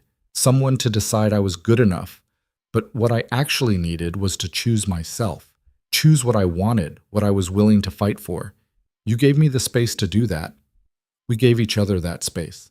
"Yeah, we did." They sat in silence as full darkness fell, the stars emerging one by one overhead. Somewhere in the distance, a coyote called, and one of their chickens clucked sleepily in response. The sounds of life, of home, of a future they were building together. 2 years later, Mara stood on the same ridge where she'd once looked down at the dying ranch and decided to stay. The view had changed. The barn had a new roof and fresh paint. The house had an addition, a second bedroom they'd built themselves over the course of 6 months. The chicken coop now held 20 birds. The cattle herd had grown to 18 head. The vegetable garden was thriving, producing more than they could eat and allowing them to sell the surplus in town. But more than the physical changes, something else had shifted. The ranch felt alive in a way it hadn't before. It felt permanent. Caleb joined her on the ridge, his arm around her waist, and she leaned into him naturally. They did that now, touched without thinking about it, occupied the same space with easy familiarity. The marriage had grown into something neither of them had quite expected. Not grand passion, but something steadier and more durable. Partnership that had deepened into genuine affection, respect that had evolved into love of a practical, enduring kind. "You thinking about the past?" he asked. "About how far we've come." She turned to look at him. His face had filled out, the gauntness gone. His arm had healed as well as it was going to. He'd never have full strength in it, but he'd adapted, learned to work around the limitation. "Remember when we had nothing? When everyone expected us to fail?" "Some people still expect us to fail. But we haven't, and we won't." "No," he agreed, "we won't." They stood there as the sun set, painting the land in golden shadow. Down below, the ranch they'd saved together waited, solid and real, and theirs. The town had never fully accepted them, not in the way that meant being embraced into the center of community life. They were always slightly outside, slightly apart, but that had stopped mattering somewhere along the way. They'd built their own community of two, expanded it slowly to include a few trusted friends, and that was enough. Mrs. Patterson still employed Mara, though now it was more out of genuine respect than necessity. Dutch had become a real friend, stopping by regularly to check on them and share news.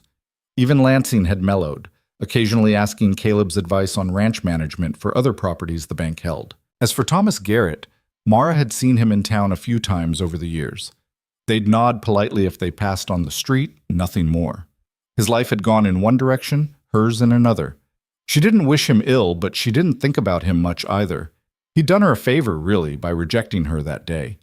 He'd forced her to find her own way instead of settling for someone else's vision of what her life should be. "We should head back," Caleb said eventually.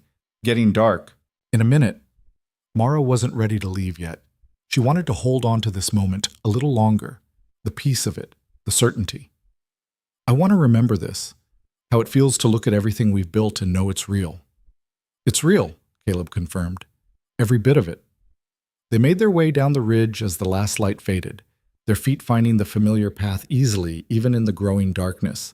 The ranch house glowed with lamplight ahead, welcoming them home. That night, sitting at the table they'd repaired together, eating food they'd grown together, in a home they'd saved together, Mara felt something she'd spent most of her life searching for without knowing what it was. She felt whole. Not because someone had chosen her, not because she'd become acceptable by someone else's standards, but because she'd chosen herself, fought for herself, built a life that was entirely and authentically hers. The world hadn't changed. People still judged based on appearances, still made assumptions, still wrote people off before giving them a chance. The world was exactly as cruel and arbitrary as it had always been. But she had changed. She'd learned that worth wasn't something bestowed by others. It was something you claimed for yourself and defended fiercely. That being chosen mattered less than choosing. That the right kind of partnership wasn't about being completed by someone else, but about finding someone who would stand beside you while you completed yourself. Caleb had been right that first night they'd agreed to be partners. Together was better than alone, even when together was messy and imperfect and required constant work. Maybe especially then. "What are you thinking about?" Caleb asked, watching her across the table. "Everything. Nothing. How strange life is." She smiled at him. "How I came here expecting one thing and found something completely different, something better." "Better than marriage to a stranger who rejected you? Better than marriage to anyone except you." He reached across the table and took her hand. "Same."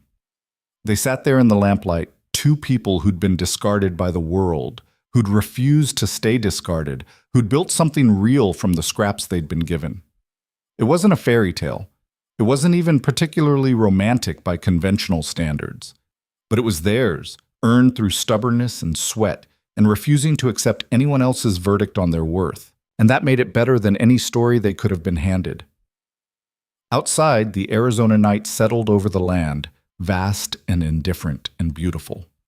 The ranch stood against it, small but solid, a testament to the fact that sometimes the best stories aren't about being rescued or chosen or transformed into something acceptable. Sometimes the best stories are about refusing to disappear, about standing your ground and building something worth keeping even when everyone says you can't, about finding someone who sees you clearly and chooses you anyway, not despite your flaws, but with full knowledge of them, about learning that the only approval that really matters is your own. Mara had come to Arizona looking for a husband, for security, for a place to belong. She'd found all of that, but not in the way she expected. She'd found it by becoming someone who didn't need to be chosen because she'd already chosen herself. And in the end, that made all the difference. The lamp burned steady on the table between them, pushing back the darkness, warming the space they'd claimed as their own. Tomorrow would bring more work, more challenges, more reasons to doubt. But tonight, they had this. Proof that impossible things could become possible through sheer refusal to give up. It was enough. It was more than enough. It was everything.